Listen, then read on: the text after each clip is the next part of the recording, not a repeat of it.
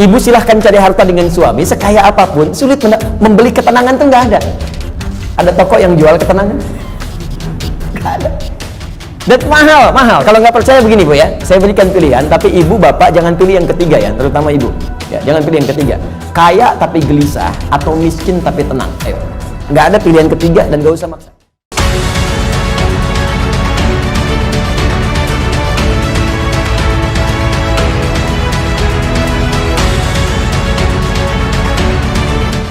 Bismillahirrahmanirrahim. Bab umuril iman. Bab tentang perkara-perkara yang mampu menguatkan iman.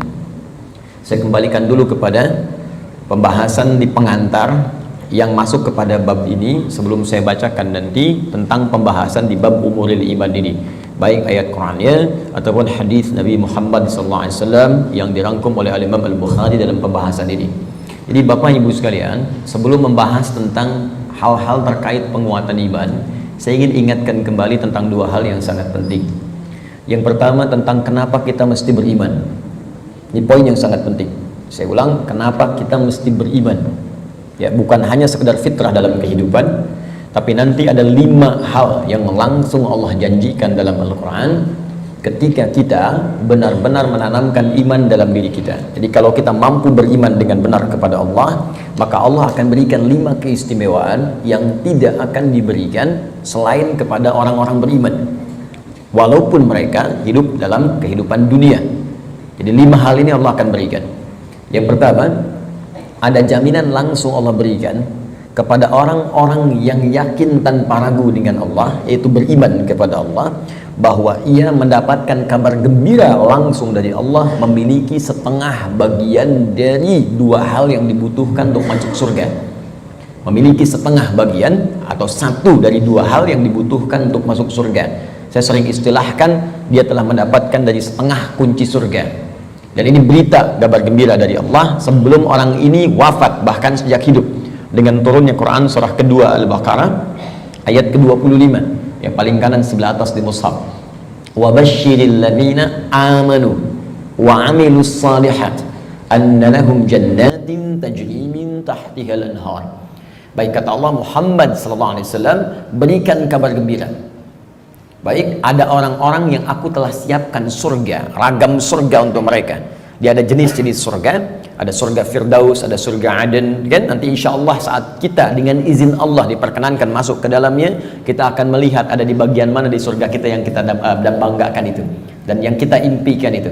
Dia ada beberapa bagian-bagian surga yang akan diperoleh berdasarkan amalan-amalan kita. Yang biasa puasa masuk surga Ar-Rayyan, pintunya Ar-Rayyan, ya, pintunya. Yang biasa tahajud lewat pintu tahajud, biasa sedekah pintu sedekah. Nanti ada tingkat tertingginya, ada Firdaus, ada Aden, dan lain-lain sebagainya. Baik, kata Allah, aku telah siapkan aneka ragam surga ini untuk siapa? Ada yang paling menarik. Wa basyiril ladzina amanu, berikan kabar gembira ini pertama bagi para pemilik iman. Nah, ini syarat untuk masuk surga itu ada iman. Baik ya? Ada orang punya, misalnya, mohon maaf ya, sekali lagi saya ilustrasikan, dan Quran tidak akan sama dengan ilustrasi ini. Laisa kamitslihi syai'un. Tidak ada yang sama dengan Allah Subhanahu wa taala. Perhatikan kalimatnya. Misalnya begini, Anda akan datang misalnya ke istana, ya, diundang oleh presiden misalnya, atau penguasa tertentu. Maka orang ini memberi syarat. Anda boleh datang misalnya ke istana dengan catatan menggunakan pakaian yang rapi, spesifikasinya begini, pakai sepatu, jamnya jam sekian. Jelas ya? Maka ketika Anda menyalahi ketentuan itu, Anda tidak bisa masuk. Jelas? Satu itu. Yang kedua, pemilik sesuatu lebih tahu tentang ukuran dan kriteria apa, supaya kita bisa mendapatkan dari apa yang dimiliki oleh pemilik itu. Anda ingin ke istana, yang punya istana punya ketentuan. Anda nggak bisa bikin ketentuan sendiri. Jelas? Anda masuk komplek angkatan laut, maka komplek ini punya aturan yang harus diikuti. Tidak bisa Anda sendiri bikin aturan. Anda ingin ke surga, yang punya surga itu Allah, maka Allah bikin aturan. Nggak bisa Anda bikin aturan sendiri. Kalau di rumah Anda sekarang, Anda yang punya aturan. Saya masuk ke rumah Anda, saya ikuti aturan Anda. Anda masuk ke rumah Allah, karena masjid rumah Allah, maka ikuti aturan Allah. Masuk rumah Anda, ucapkan Assalamualaikum. Masuk rumah Allah, kaki kanan masuk, ucapkan doa. Keluar kaki kiri, ucapkan doa. Ada aturannya. Sekarang kita ingin ke surga. Surga itu bukan punya kita. Surga punya Allah. Allah yang punya. maka Allah yang punya surga itu memberikan berita siapa yang bisa masuk ke situ. Kata Allah, orang yang bisa masuk ke surga adalah hamba-hambaku yang punya 2 syarat saat dia hidup di dunia. Apa syaratnya? Dan ini berita gembira. Ada orang sebelum wafat diberikan berita gembira. Kalau punya 2 hal ini, Anda berpeluang bisa memilih dari pintu mana Anda akan masuk ke surga yang Anda idamkan itu, sesuai dengan amalan-amalan yang kita kerjakan. Nah, di antara 2 ini, syarat pertamanya iman. Kata Allah, "Wabasyiril ladzina amanu", berikan kabar gembira pada orang yang telah punya iman. Dan kalimatnya menggunakan alladzina, disebutkan 1080 kali dalam Al-Quran. Ismun mausulun yadullu 'alal jam'il jam'iyah. Kata sambung, konjungsi, kadang menunjuk pada objek tanpa batas. Jadi bisa untuk orang dewasa, anak kecil, laki-laki, perempuan, tua, muda, ya, maaf, kaya, cukup, semua kalangan tanpa batas. Artinya, kata Allah, saya buka surga ini untuk siapapun. Nggak ada status dunia yang bisa memengaruhi seseorang masuk surga. Di surga tidak diukur dengan seberapa kayakah Anda. Hati-hati, kalau Anda mendapatkan tingkat kekayaan dan Anda merasa kaya dengan itu, belum bebas Anda, hati-hati, belum bebas Anda dengan persyaratan untuk mendapatkan surga. Belum tentu harta menjadi jaminan untuk masuk surga. Anda punya kedudukan tinggi, setinggi apapun, tapi kedudukan itu tidak otomatis menjamin Anda masuk surga. Karena syarat masuk surga bukan kedudukan. Kalau syarat masuk surga kedudukan, Firaun paling duluan masuk surga, Namrud lebih duluan masuk surga. Jelas? Baik, karena syarat masuk surga itu kaya, maka Qarun itu paling depan masuk surga. Tapi ingat, syarat surga kata Allah bukan kekayaan, bukan kedudukan. Jangan bangga dulu kalau punya kedudukan tinggi atau harta melimpah, karena itu belum jadi ukuran kebaikan di hadapan Allah Subhanahu wa taala. Kecuali nanti kedudukan atau harta itu diisi dengan iman. Iman itu yang akan menunjukkan harta dan kedudukan untuk mengerjakan amal soleh sebagai bekal ke surga. Maka golongan pertama kata Allah, saya berikan kesempatan yang luas. Baik itu tua, muda, laki, perempuan, besar, kecil, kaya, cukup, semua punya peluang ke surga. Dan itu hanya diberikan dengan 1 kata saja, alladzina. Semuanya. Tapi dari semua itu, aku hanya minta 2 syarat saja. 1, semua kalangan itu punya iman. Yakin denganku, kata Allah. Yakin tanpa ragu. Berbahagialah kalau sampai dengan siang hari ini, kita diberikan nikmat iman oleh Allah Subhanahu wa ta'ala. Itu kenikmatan luar biasa. Dan kita mendoakan saudara-saudari kita supaya mendapatkan bagian itu. Karena itu seringkali saya membuka ta'lim dengan berdoa, ya Allah, berikan hidayah kepada saudara-saudari kami, tetangga kami, kerabat kami, teman kami di kantor yang sampai hari ini belum beriman kepadamu, belum mengucapkan syahadat. Berikan kekuatan pada jiwanya untuk bersyahadat sebelum wafat. Dan alhamdulillah, Anda mungkin tetangga Anda nggak semuanya beriman. Ya, ada yang misalnya A, ada yang B, ada yang C, tahajud malam dalam sujud minta. Ya Allah, Engkau satukan kami di dunia sebagai tetangga dan pertemukan kami kembali di akhirat, ya Allah. Jangan pisahkan kami. Berikan dia hidayah. Doa itu yang tidak diketahui oleh orang yang didoakan, mungkin itu yang lebih cepat menghujam pada jiwanya. Kami di taklim di Bekasi itu selalu membiasakan meminta kepada Allah. Ya, setiap malam Jumat kita minta, berusaha. Alhamdulillah, hampir setiap pekan ada yang masuk Islam. Kemarin seorang ibu dengan 3 orang anaknya masuk Islam. Begitu selesai taklim, datang lagi 1 orang lagi, diantar oleh suaminya, dia masuk Islam lagi. Masya Allah. Jadi alhamdulillah, kita tidak tahu siapa yang mendapatkan hidayah, tapi kita bisa berdoa kepada Allah untuk memohon untuk memberikan hidayah. 1. Nah, kemudian yang kedua, ya, wa amilus shalihat, iman dan amal soleh. Di syarat surga itu sesungguhnya kalau diucapkan ringan, iman, amal soleh, iman, amal soleh. Tapi kalau dikerjakan itu yang butuh perjuangan. Dan ini gambaran di Quran itu indah, ya. Ini sekaligus isyarat. Wawunya ma'iyah, Pak, Bu. Ma'iyah itu sesuatu yang bersanding, nempel. Ya. Adi wa Ahmad zahaba ila masjid, misalnya Nurul Bahri. Adi wa Ahmad, Adi dan Ahmad, zahaba, keduanya pergi ila masjid Nurul Bahri, ke masjid Nurul Bahri.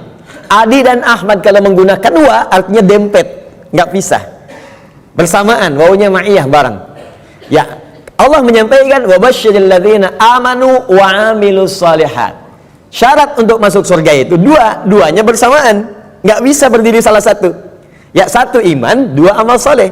Nah, kalau kita baca dengan kaidah ilmu nahwu, otomatis keduanya ini akan saling terkait, berkelin dan memengaruhi. Artinya orang yang beriman pasti beramal soleh. Artinya amal soleh itu nggak mungkin muncul kecuali dari iman. Kalau amal semua beramal, ya, yang belum beriman pun bisa beramal, tapi belum tentu disebut soleh. Ingat, ya, tayyib mungkin non muslim bisa mendapatkan tayyib, ya, khair mungkin karena baik itu banyak di Quran. Ada khair, awas, ada tayyib, hati-hati, ada ma'ruf, ada ihsan, ada saleh. 5. Tayyib, kebaikan fisik, ya, kalau anda makan yang sehat, yang menyehatkan, yang dibutuhkan, itu tayyib namanya. Itu anjuran di Quran surah kedua ayat 168. Kata Allah, kalau ingin cari makan, tidak semua yang diinginkan mesti dikonsumsi. Cari yang menyehatkan untuk tubuh. Ya ayyuhan nasu kulu mimma fil ardi halalan thayyiba. Hei semua manusia, ini rumus dalam Al-Quran, universal sifatnya. Kalau anda ingin menyebar di bumi untuk cari makan, silahkan. Kalau sudah dapat dengan cara yang halal, jangan melanggar ketentuan hukum di mana kamu tinggal. Dapat dari situ, berikan yang bermanfaat untuk tubuh. Tidak semua yang diinginkan itu harus dikonsumsi. Yang dibutuhkan itu yang didapatkan. Haus berarti butuh minuman. Yang penting minum. Gak semua yang diinginkan harus kita minum. Alhamdulillah ada air bening, minum ya minum. Jangan menyulitkan diri sendiri pesan sesuatu yang tidak ada. Akhirnya membuang banyak tenaga dan waktu, dan membuang peluang amal baik yang mungkin kita kerjakan seketika. Sudah ada air bening, pengen jusnya, wah Masya Allah buah naga yang dari Hongkong misalnya. nyari, gak ketemu, muter-muter sampai sore. Jam 5 baru dapat. Dari siang sampai jam 5 itu mungkin bisa dipakai apa gitu. Bisa tilawah, bisa baca, bisa berkreasi, macam-macam. Baik itu tayyib. Karena itu kalau anda bertanya pada orang Arab, kaifa haluk ya akhi, apa kabar? Dia katakan alhamdulillah ana tayyib, artinya dia sehat, kuat. Yang kedua, ada khair, itu sifat baik, sifatnya. Ya, jadi kadang-kadang kan ada yang fisiknya sehat, tapi kan pikirannya nggak bagus. Ya, tampilan bagus, pakai jas, pakai dasi, luar biasa gitu kan. Tapi pencuri juga, ya, penipu juga. Gitu. Nah, kalau kita ingin rubah menjadi baik sifatnya, maka rubah kalimatnya menjadi khair, ya. Karena ada Bang Tayyib 2 kali puasa, 2 kali lebaran nggak pulang-pulang, padahal dia sehat kan. Baik. Nah, kalau kita ingin rubah pada sifat, jadikan khair. Quran surah 3 ayat 110. Kuntum khaira ummah. Orang Islam itu pasti sifatnya baik. Kata Allah, kalian umat terbaik. Sifatnya jujur, sabar, tawadu. Jadi kalau ada orang itu jujur, orang Islam tuh mesti lebih jujur. Kalau ada orang sabar, orang Islam lebih sabar. Kalau ada orang tawadu, rendah hati, yang muslim itu pasti lebih rendah hati. Cukuplah keislaman kita menjadikan kita baik, punya sifat baik. Ini aneh sebetulnya kalau ada orang Islam nggak baik, tuh aneh. Karena semua ajaran di Quran membimbing kita jadi baik, Pak, Bu. Jadi kalau semuka bumi se-Indonesia aja lah muslim, sudahlah, pasti baik. Jadi kalau ada orang Islam berbuat yang tidak baik, pasti ada yang tidak tepat dengan pelajaran keislamannya. Mustahil itu. Ya, mustahil ada orang Islam melakukan bom, ya misalnya di tempat-tempat yang tidak dibenarkan. Bom bunuh diri, bom ini, bom itu, tembak orang, bunuh orang, tusuk orang, mustahil. Ya, Quran sih mengatakan orang yang sengaja merencanakan pembunuhan, apalagi kemudian menyebabkan satu orang beriman meninggal, itu sama dengan pesan kapling di neraka jahanam. Buka Quran surah keempat An-Nisa ayat 92 sampai 93. Wa may yaqtul mu'minan muta'ammida fajaza'uhu jahannam. Maka siapapun yang merencanakan pembunuhan, apalagi pada satu orang korbannya orang beriman, maka balasan yang setimpal untuknya neraka jahanam kalau tidak dia bertobat. Ya, wa ghadiballahu alaihi, Allah murka kepadanya, wa la'anahu, melaknatnya, wa a'adda lahu azaban azima, dan dijanjikan di neraka azab yang berlipat lebih daripada orang biasanya, neraka jahanam lagi. Pertanyaan saya, orang beriman mana yang cita-citanya pengen masuk neraka jahanam? Tunjukkan pada saya. Mustahil. Dan bagaimana bisa bertobat kalau saat meledakkan diri itu dia meninggal? Bagaimana bisa tobat? Makanya hati-hati kalau ada ajakan-ajakan tuh lukai orang, tembak orang, bom orang. Saya sering kali sampaikan, dulu pertama bom kejadian, mudah-mudahan tidak pernah terjadi lagi di bumi kita Indonesia ini, insya Allah, ya, Jalan Tamrin tuh melontok, saya di Lampung tuh, orang polos sekali bertanya, Ustaz, apakah bom di Jalan Tamrin termasuk jihad? Fisabilillah. Saya bilang, Pak, sependek pengetahuan saya, jihad fisabilillah itu jihad di jalan Allah, bukan di Jalan Tamrin. Hati-hati lah, ya. Kita balikan. Jadi satu itu iman, ya. Nah, kaidahnya adalah kemudian kembalikan tayyib khair. Khair itu baru sifat, jujur itu sifat. Kalau sifat kemudian diaktualisasikan dalam bentuk sikap, maka berubah dari khair jadi ma'ruf namanya. Ma'ruf. Jujur itu sifat, disogok tidak menerima, sikap namanya. Jelas? Jujur itu sifat, diajak korupsi menolak, sikap namanya. Sifatnya khair, sikapnya ma'ruf namanya. Jelas? Karena itu khair dengan ma'ruf seringkali disandingkan dalam Al-Quran. Quran surah ketiga, Ali Imran ayat 104. Wal takum minkum ummatun yad'una ilal khair wa ya'muruna bil ma'ruf. Hendaklah ada satu komunitas, kata Allah, berhimpun untuk menyebarkan sifat-sifat baik dan saling mengajak pada kebaikan. Bikin komunitas. Ingatkan, ayo baca Quran, one day one juz, one day two juz, ya. Ayo bikin komunitas, bangunin tahajud, bikin komunitas ngajak sedekah, bikin komunitas bersih-bersih di jalan, buang sampah, itu bagian dari iman. Baik ya. Kemudian Bapak Ibu, tapi ingat, untuk ma'ruf ini berbuat baik bukan hanya melekat pada orang Islam saja. Non muslim pun banyak yang baik.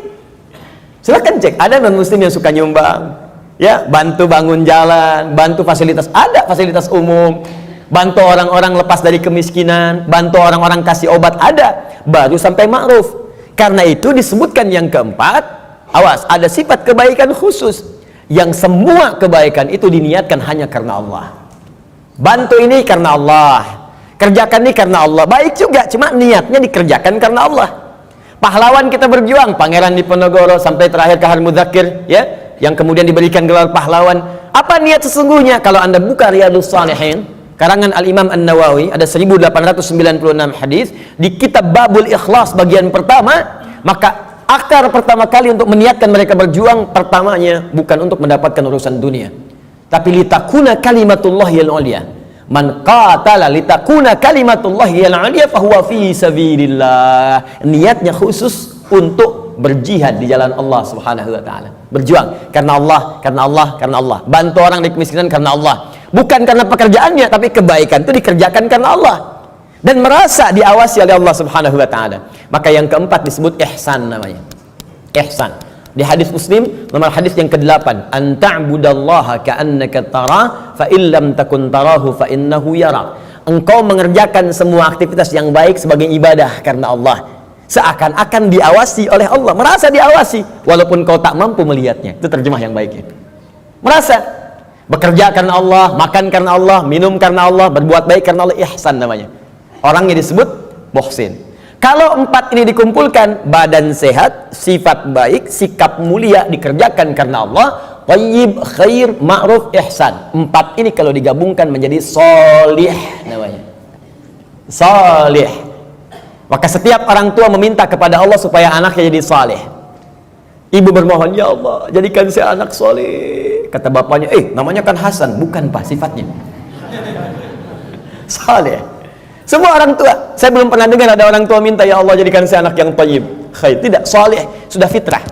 Dan itu sudah dimohonkan sejak anak dalam kandungan, kata Allah, sudah fitrah. Itu ada di Quran surah ke-7 ayat 189. Falamma taghasyaha hamalat hamlan khafifa famarrat bi. Falamma athqalat da'awallaha rabbahuma la in ataitana sholiha lanakunanna minasyakirin. Ketika suami istri berhubungan sampai kemudian istrinya mengandung, kandungan ringan sampai dengan berat, tatkala kandungan semakin berat menjelang ke persalinan, kedua orang itu suami dan istri mulai berdoa kepada Allah. Fitrahnya sudah minta, ya Allah, mohon jadikan anak saya nanti saat lahir jadi anak yang saleh. Dengan itu ya Allah kami bersyukur dan akan mengganti semua sakit yang dirasakan oleh istri saya yang sedang mengandung ini. Saleh. Nah, apa yang menyebabkan seseorang soleh terkumpul empat ini? Kata Allah, kalau iman ada dalam dirinya, maka semua pekerjaan dia akan dituntun menjadi soleh. Pekerjaan disebut amal, disatukan dengan soleh menjadi amal soleh. Di iman seseorang itu otomatis akan menuntun seseorang berbuat amal soleh. Jadi kalau ada orang punya iman gak beramal soleh, dipertanyakan bagaimana kualitas iman dalam dirinya, dipertanyakan. Karena otomatis Pak, Bu, kalau ada iman, kata Allah, itu otomatis membimbing dia, mengantarkan pada amal soleh. Makanya orang punya iman itu sering diingatkan ketika akan berbuat amal yang salah. Gak percaya silahkan Pak, keluar dari sini, coba Bapak iseng-iseng pakai sendal orang lain. Ya, jangan diteruskan, iseng aja, misalnya kan, injak gitu kan. Itu pasti hatinya akan berkata, itu bukan punya kamu. Itu imannya mengingatkan. Kalau iman semakin tinggi, Anda keluar dari masjid aja, kaki kanan keluar, ditarik lagi tuh. Anda akan tarik, karena yang keluar itu kiri, masuk kanan. Ke toilet, masuk kiri, keluar kanan. Tuh. Ya, itu semakin tinggi iman, maka iman itu akan mendorong Anda berbuat amal saleh dari ujung kepala sampai ujung kaki. Makanya saya sering katakan, di dalam Al-Quran, jika kita sudah punya iman, maka semua fungsi tubuh kita akan disebutkan imannya dulu sebelum menyebutkan fungsinya. Mata untuk melihat, sebelum melihat imannya dulu. Turun Quran surah 24 ayat 30 untuk laki-laki, 31 untuk perempuan. Qulil mu'minina yaghuddu min absarihim. Untuk perempuan, wa qulil mu'minati yaghuddna min absarihinna. Katakan pada pria-pria yang sudah punya iman, imannya dulu. Dan katakan pada perempuan-perempuan yang sudah punya iman, matanya hanya boleh dipakai melihat yang baik-baik saja. Kalau yang dilihat tak baik, maka imannya akan membimbing mata untuk memalingkan ke arah yang lebih baik. Memalingkan pandangan ke arah yang lebih baik disebut dengan ghaddul basar namanya. Anda menatap begini, Masya Allah, tapi yang ditatap istri orang. Maka iman berkata jangan teruskan, palingkan. Ya, proyek yang tidak baik gak akan dilihat. Ya, barang yang bukan milik Anda nggak akan dilihat, palingkan. Gambar-gambar yang tak seronok, palingkan. Jelas ya? Nah, itu iman. Silahkan cek semua fungsi tubuh kita. Itu umumnya sebelum disebutkan imannya dulu. Lisan, Quran surah 49 ayat 11. Itu sebelum disebutkan fungsi lisan, iman dulu. Ya ayyuhalladzina amanu la yaskhar qaumin qaum. Ayat 12-nya, ya ayyuhalladzina amanu la yaghtab ba'dukum ba'dha. Pokoknya setiap tubuh ini mau bergerak, iman dulu. Ingin memberikan isyarat agar iman itu memiliki fungsinya untuk mengerjakan amal soleh. Kenapa diminta beramal soleh? Supaya masuk surga, itu Pak. Dan supaya kita nggak capek, diberikan setengahnya oleh Allah, tinggal setengah lagi. Jadi sebetulnya Allah itu ingin hambanya itu masuk. Cuman karena hikmah kehidupan menjadikan kita mesti berikhtiar, saking baiknya Allah dikasih setengah. Ayo setengah diambil. Bahkan setengah ini diberikan dalam kandungan. Cuman sayang, fa'abawahu yuhawidani au yunasrani au yumajjisani. Lahirnya kan fitrah, ada iman dalam dirinya, makanya dia mencari Tuhan. Cuman sayang, lingkungan yang merubah dia menjauh dari Allah. Ada yang pengaruh ini, ada yang pengaruh itu, lingkungan, karena TV, karena tinggal di tempat tertentu, karena pasangan. Ya, Masya Allah, tega meninggalkan cinta Allah hanya untuk cinta dunia. Tega meninggalkan cinta Allah hanya untuk cinta manusia. Padahal manusia itu mati, Allah selalu hidup. Ya, bayangkan. Ya, mencintai sesuatu yang gak ada itu kan semu sifatnya. Anda mencintai barang, barangnya rusak. Ketika barangnya rusak, bagaimana cintanya bisa bertahan? Cinta manusia tidak abadi. Kalau ingin abadi, bawa dia sampai mendapatkan ridha Allah, sampai ke surga, baru abadi. Tapi kalau Anda mengeluarkan diri Anda dari surga, bagaimana bisa abadi? Ya, aku mencintaimu dengan syarat engkau pindah agama. Begitu pindah, meninggal. Cinta nggak dapat, surga cuma mimpi. Ya, Pak? Jelas ya? Baik, jadi teman-teman sekalian, bagian pertama, ketika Allah meminta kita beriman, sesungguhnya dengan iman itu Allah ingin memberikan garansi kepada kita bahwa Anda hamba yang terlindungi, dengan izin Allah bisa mendapatkan surga jika iman itu kita gunakan untuk menenun amal saleh. Jelas? Kalau amal saja tidak ada iman, maka tidak menjadi saleh. Maka orang yang belum beriman beramal baik, amalnya tidak disebut amal saleh, amal saja, amal khair. Gak pernah disebut saleh dalam istilah Al-Quran. Jelas ya? Nanti ketika dia berbuat baik dibalas di dunia. Cuman karena kaidah surga itu ada iman, dan iman itu nggak ada, maka di akhirat tidak diberikan balasannya. Keadilan Allah menjadikan balasan itu diberikan di dunia. Karena investasi amalan itu bukan untuk akhirat, dunia. Karena niatnya dunia, dikasih dunia.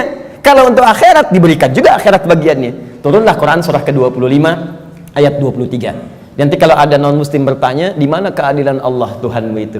Jadi kalau ada orang nggak beriman berbuat baik nggak masuk surga, tapi ada orang beriman salah juga berpeluang masuk surga. Maka jawab kepada beliau, ya, kaidah surga itu kaidahnya syarat iman yang pertama kali, ya, bukan syarat dunia. Maka ingin masuk surga ada persyaratan. Anda masuk kampus ada persyaratan, masuk surga pun ada persyaratan. Anda lulus di satu hal tapi nggak lulus di yang lainnya, nggak bisa masuk kampus. Anda lulus satu hal nggak lulus yang lainnya, ya sulit masuk surga. Karena syarat surga beda dengan kampus. Syarat surga yang pertama itu adalah iman. Tapi saking adilnya Allah, kebaikan dia di dunia dibalas oleh Allah dengan cepat saat dia hidup di dunia. Maka turun ayat, wa qadimna ila ma'amilu min amalin faja'alnahu haba'an manthura. Jika ada orang belum beriman berbuat baik, kata Allah, saya akan cepat balas kebaikannya saat di dunia. Cuman karena amalan itu bukan amalan surga, maka saat ke akhirat nanti itu hanya akan jadi debu yang berterbangan yang hanya dia tatap saja. Jelas sampai sini? Dan ini ayat turun karena pertanyaan Sayyidah Aisyah radhiyallahu taala anha kepada Nabi, ya Rasulullah, si fulan orang baik, suka berbagi, cuman nggak beriman sampai saat ini. Bagaimana statusnya? Turunlah kemudian ayat ini. Jelas? Jadi kalau ada yang bertanya lagi sekarang, katakan Anda terlambat Pak. 15 abad yang lalu sudah ada pertanyaan Sayyidah Aisyah tentang itu. Turun ayat begini, sampaikan dengan sebaik-baiknya dengan cara yang paling lembut. Jelas?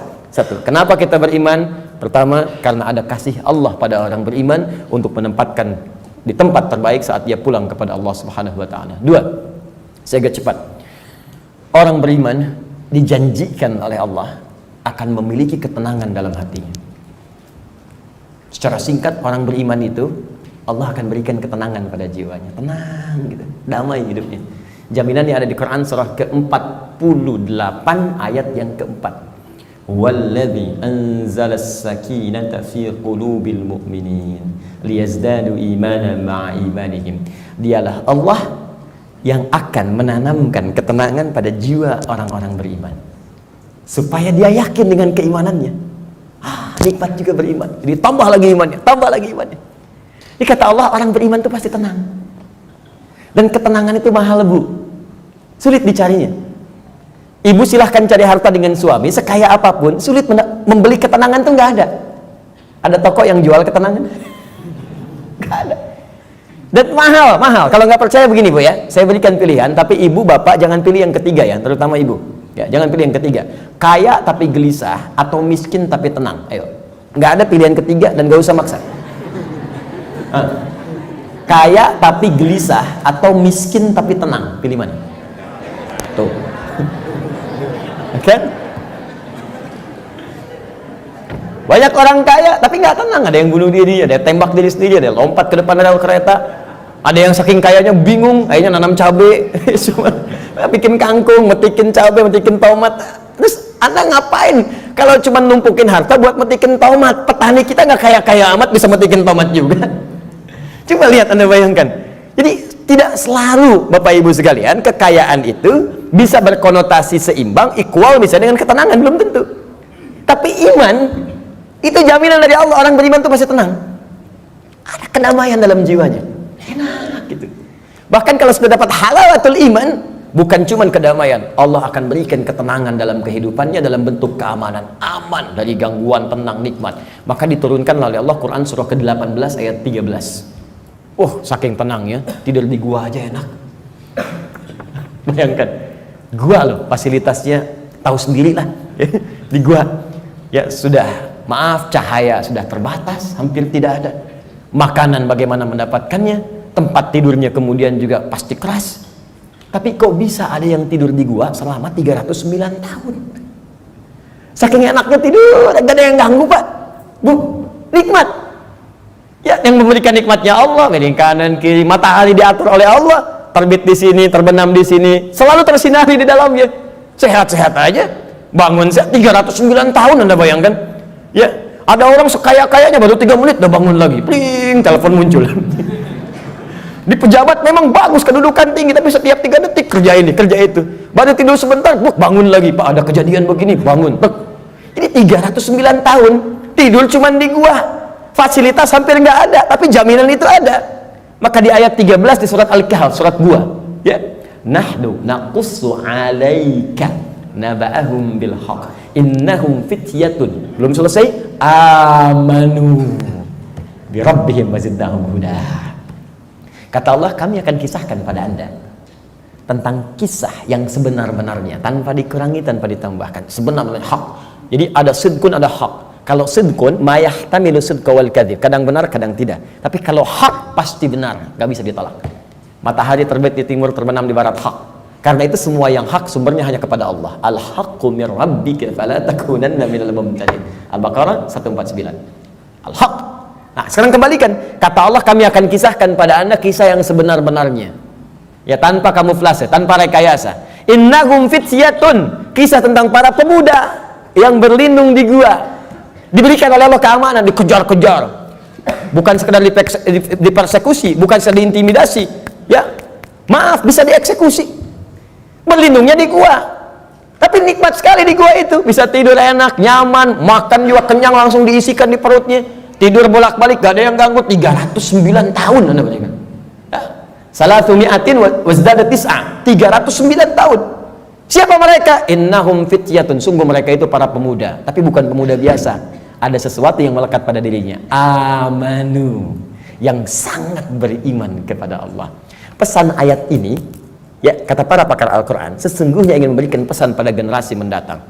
Jadi ada kaidah di tafsir itu begini, kalau nggak disebutkan siapa orangnya, kapan kejadiannya, maka pesan yang berlaku di ayat itu akan berulang kemudian di masa-masa yang akan datang dengan konteks yang berbeda. Anda sekalipun tinggal di rumah yang sempit, terbatas sifatnya, keadaannya tidak seperti yang lain-lain. RS7, ruangan sangat sempit sekali sehingga selonjoran saja susah, gitu kan? Ya. Tapi kalau ada iman dalam jiwa kita, itu bisa nikmat saja. Dibandingkan tinggal di tempat yang mewah, luas, tapi iman nggak ada, kegelisahan itu muncul. Jadi orang beriman itu nggak akan disekat oleh dunia. Tinggal di kontrakan, nikmat. Di rumah yang luas, nikmat. Jadi kaya, nikmat. Cukup hidup juga nikmat. Nikmat aja. Ya, pokoknya beriman itu indah, nikmat itu. Jadi kalau kita beriman sampai saat ini dan tidak menikmati kehidupan kita, dipertanyakan ada apa yang salah dengan iman kita? Kata Allah, beriman itu nikmat, tenang hati. Ini kok rumah mewah, mobil banyak, gitu kan? Ya lihat mendung aja sedikit udah bikin status. Mendung ya, kayak suasana hatiku. Apa yang mau dicari? Ya, coba lihat. Sekali-kali saya tuh jarang berinteraksi dengan media sosial. Cuman kalau udah lihat, saya lihat nih, ada teman-teman official lihat, misalnya, saya suka kadang-kadang suka nggak betah ngelihat ini. Ini orang kenapa hidupnya? Dikit-dikit ngeluh gitu kan? Apa? Maunya apa? Ya, belum musim hujan minta hujan, dikasih hujan minta jangan hujan. Maunya apa gitu? Ya, kenapa kita nikmati aja? Iman itu indah, iman, wah masya Allah. Kasih hujan, alhamdulillah, banjir pakai berenang. Jadi solusi. Jadi itu teman-teman sekalian ya. Selanjutnya ada jaminan Allah yang selanjutnya ya, orang beriman pasti bahagia kata Allah dan cenderung sukses. Tidak cukup dengan amin, nanti kita belajar dulu. Turun Quran surah ke-23 ayat 1. Qad aflahal mu'minun. Qad aflahal mu'minun. Orang beriman itu dijamin oleh Allah. Saya artikan dijamin karena kalimatnya menggunakan qad, harfu tahqiq, huruf jaminan. Qad, harfu tahqiq, huruf jaminan. Qad aflahal mu'minun. Orang beriman pasti menggenggam kebahagiaan dan kesuksesan. Aflah itu dari kata falah. Kalau di bahasa Inggris, di kamus bahasa Inggris itu diartikan success and happiness. Sukses dan bahagia. Ya, digenggam. Kalau digenggam menjadi aflah namanya, aflah. Kata Allah, orang beriman itu pasti menggenggam kesuksesan dan kebahagiaan. Pasti tergenggam dalam diri. Cukuplah dengan beriman akan bahagia. Cukup dengan beriman sukses dalam pekerjaan yang kita kemudian lakukan. Walaupun barangkali level kesuksesan itu dalam pandangan orang bisa beda-beda. Bagi si A, manajer itu bagian kesuksesan hidupnya. Yang lain levelnya direktur, yang lain komisaris. Pokoknya levelnya bisa berbeda, tapi sukses. Silahkan cek semua sahabat Nabi, di semua bidangnya sukses dan bahagia. Ali bin Abi Thalib dengan pengajar, cita-citanya menjadi pengajar dan menikmati itu, walaupun kekayaan secara kekayaannya, ya sifat materinya mungkin terbatas, tapi beliau merasakan kebahagiaan dan merasakan kesuksesan dengan itu. Abdurrahman bin Auf kaya luar biasa, sampai kapaknya terbuat dari emas. Abdurrahman bin Auf dan menikmati itu dan bahagia juga, bahkan terjamin surga. Ada di lisan Nabi. Utsman demikian, Abu Bakar demikian. Anda bayangkan, dari yang pengusaha, diplomat, birokrat, pengajar, dosen, ada semua, perawat, ada semua levelnya. Dan bahagia beriman, padahal sebelumnya jahiliyah. Bayangkan, perusak, kriminal, macam-macam. Tiba-tiba turun iman, diambil iman itu dengan bimbingan Al-Quran dan petunjuk Nabi lewat sunnahnya, dipraktekkan itu dan bahagia hidupnya. Coba cek. Ini sebetulnya yang bahagia itu ungkapannya sederhana. Bahagia itu sederhana ketika iman tertanam dalam jiwa. Kalau dunia relatif, bahagia itu sederhana, cukup dengan secangkir kopi. Bagi tukang kopi, tukang teh tidak, ya kan? Bagi yang minum teh, yang minum kopi tidak. Nah, jadi teman-teman sekalian, iman.